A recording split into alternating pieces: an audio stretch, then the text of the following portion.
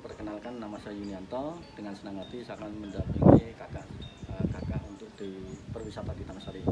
Nah, Taman Sari ini dulu dibangun pada tahun 1758. Selesainya 1765. Memakan waktu 7 tahun pembangunan Taman Sari dengan luas tanah kurang lebihnya 10,5 hektar. Diberi nama Taman Sari. Taman itu kebun, sari itu bunga. Taman Sari ini dipakai hanya oleh Sultan I dan II, terakhir 1812. Pada tahun 1972 Taman Sari direnovasi oleh Sultan Hamengkubuwono yang ke-9, yang tujuannya untuk dibuka pariwisata. Makanya tahun 1974 Taman Sari mulai dibuka untuk wisatawan. Orang-orang yang tinggal di sini dulunya adalah pengabdian di keraton. Mereka mengabdi, diberi izin tinggal, bisa jadi abdi dalam yang di luar karena diberi hadiah oleh Sultan bisa bertempat tinggal di areal Taman Sari. Jadi untuk di sini semuanya tetap tanah kerajaan, kita hanya hak pakai, bukan hak milik. Jadi kalau ada orang mau menjual rumahnya, berarti rumah itu yang dijual, bukan hak pakainya atau bukan tanah ikut dijual. Artinya kalau kita beli rumah di sini berarti rumah itu dibongkar, dibawa keluar, tanah masih milik keraton.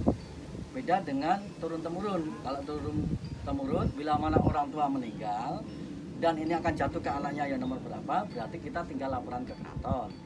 Ya, meluruskan bahwa sekarang yang tinggal di rumah ini alamat sekian itu adalah anak dari bapak ini. Nah, disitulah nanti ada kebijakan atau keputusan dari keraton. Nah, kebijakan itu memacu kita mendapat surat magersari atau surat izin tinggal dari keraton. Bapak, saya ingin bertanya, contoh tanah yang mendapatkan magersari selain di sini tuh di mana lagi ya Pak?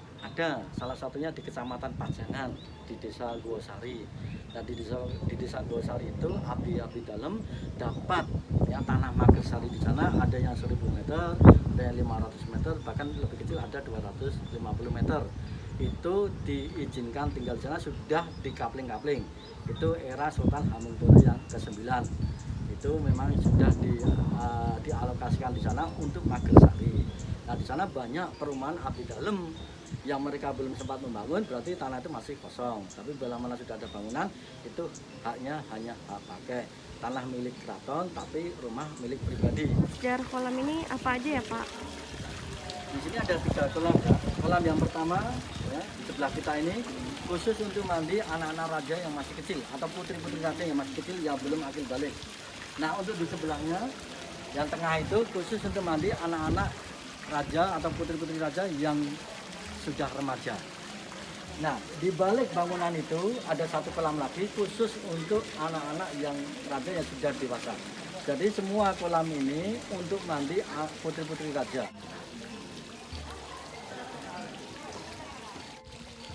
Di Taman Sari ada 5 peradaban, salah satunya peradaban dari Cina, dari Eropa, dari Islam, Buddha, dan Hindu. Nah, salah satu dari agama Hindu, Kalamakara yang di atas itu Kalamakara, itu simbol dari agama Hindu, itu untuk tolak bala. Nah, dari agama Buddha, ini bunga lotus. Ini dari agama Hindu, dari agama Buddha. Konsep dari Eropa membuat jendela itu konsepnya kunci depan, sehingga apa? Lokasi di dalam sini nyedot angin, sehingga angin bisa masuk ke dalam sini. Nah, konsep ini salah satunya konsep dari Eropa. Nah, ini salah satu konsep untuk pintu pendek. Ya, pintu pendek ini memberi sebuah filosofi. Setiap kita akan melangkah masuk, kita harus menundukkan kepala. Artinya kita harus menghormati. Maka di dalam filosofi tadi mempelajarkan, satu, kita belajar hidup yang sangat rendah hati. Untuk kedua, kita harus belajar menghormati sama orang yang lebih tua, terutama kepada kedua orang tua. Bukan berarti dulu sultan pendek atau masyarakat zaman dulu pendek, bukan. Ini konsepnya hanya untuk pendidikan saja. Ini adalah Gapura Ageng. Nah, Gapura Ageng itu pintu gerbang utama Taman Sari yang menghadap ke kiblat. Jadi menghadap ke kiblat, dan di belakang itu sudah banyak rumah-rumah keturunan abdi dalam, sehingga Taman Sari ditutup, diganti menghadap ke timur, aset jalannya lebih dekat dengan keraton. Nah, inilah yang disebut masjid dalam tanah. Nah, di dalam masjid ini, di dalam ada tangga 5 konsepnya rukun Islam, dan anak tangga 9 konsepnya adalah Wali Songo. Ya. Nah ini ditutup dikarenakan PPKM, maka sebelah utara itu pintu yang ditutup, kita tidak bisa masuk ke sini. Untuk dibukanya kapan kita nggak tahu, itu kebijakan dari keraton. Bila mana nanti keraton sudah membuka, maka di IG Taman Sari bisa dilihat untuk masjid dalam tanah sudah dibuka atau belum, supaya wisatawan jangan sampai kecewa hanya gara-gara masjid belum dibuka. Ya, nanti bisa dilihat di IG Taman Sari. Nah yang ditutup hanya satu ini adalah masjid dalam tanah. Tempat ini bagian dari benteng pertahanan, maka era 1758 bangunan ini bangunan yang paling tinggi. Salah satunya bila mana Sultan naik ke atas bisa untuk melihat view pemandangan Kerajaan Mataram atau Kerajaan Ngayogyakarta. Yang keduanya juga bisa untuk memantau Gunung Merapi, karena dari atas untuk melihat Gunung Merapi sangat jelas sekali. Apapun yang gejolak di Gunung Merapi nanti segera dilaporkan di keraton. Ini adalah urung-urung. Urung-urung ini adalah untuk jalan kaki dari Taman Sari untuk menuju ke Istana Air atau ke Pulau Kenanga.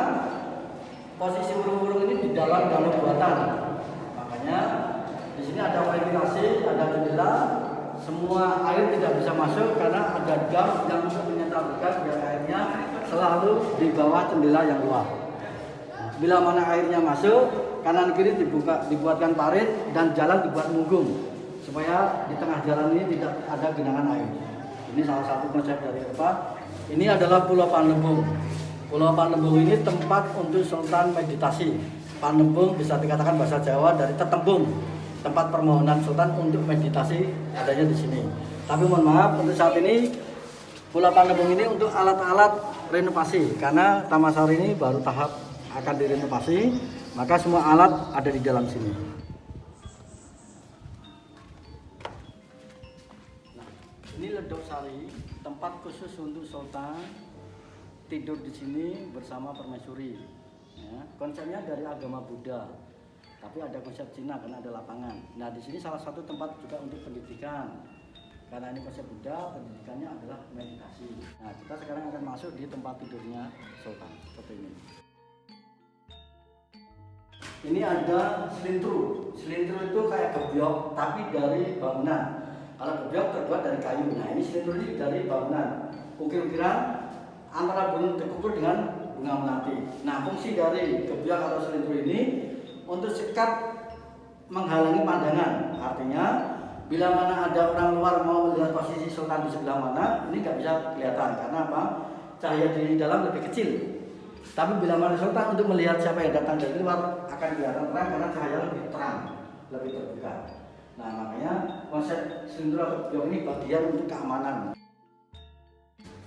Ini ada dua tempat tidur, yang sebelah ini tempat untuk istirahat Sultan dengan permaisuri. Ini tempat untuk istirahat abdi dalam yang jaga arah dapur ya. Ini yang diberi nama Gedong Madaran. Madaran itu bisa dikatakan padaran atau perut. Maka ini adalah dapur. Yang sebelah sini dinamakan dapur kotor, tempat untuk masak.